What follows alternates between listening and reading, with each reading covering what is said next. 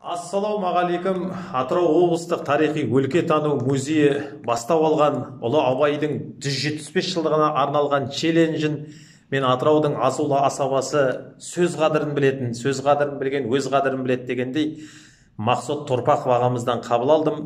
Мен енді ұлы Абайдың қазаққа қалдырып кеткен байлығын, қазаққа қалдырып кеткен ерелі еңбегін, өлеңдерін, әр қазақ оның өлеңі мен қара сөзін жатқа білуге тиісті деп есептеймін. Мынау рухани жаңғыруда бастау алған осы үлкен шараларыңызға көп-көп рахмет дей отыра, мен өзіме осы ұлы Абайдың теңізіне бір тамшы болғандай болсын деген ниетпен өзім бір Абайдың өлеңін оқып берейін.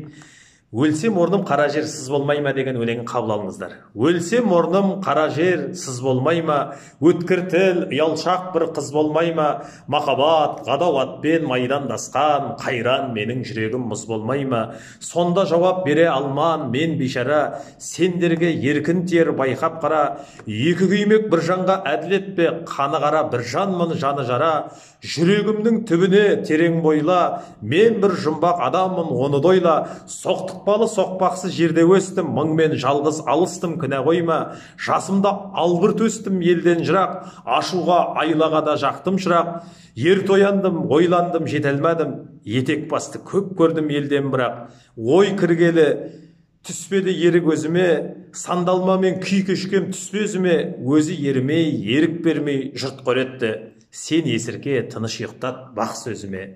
Мен енді осы челленджімді арғарай Атыраудың өзім жақсы көретін асабаларының ішінде Ұлықпан деген бауырыма және де Жылойдың жүйріктері Алпамыс пен Болатқа жолдайым. Қабыл алыңыздар, ел аман болсын, жұрт тыныш болсын.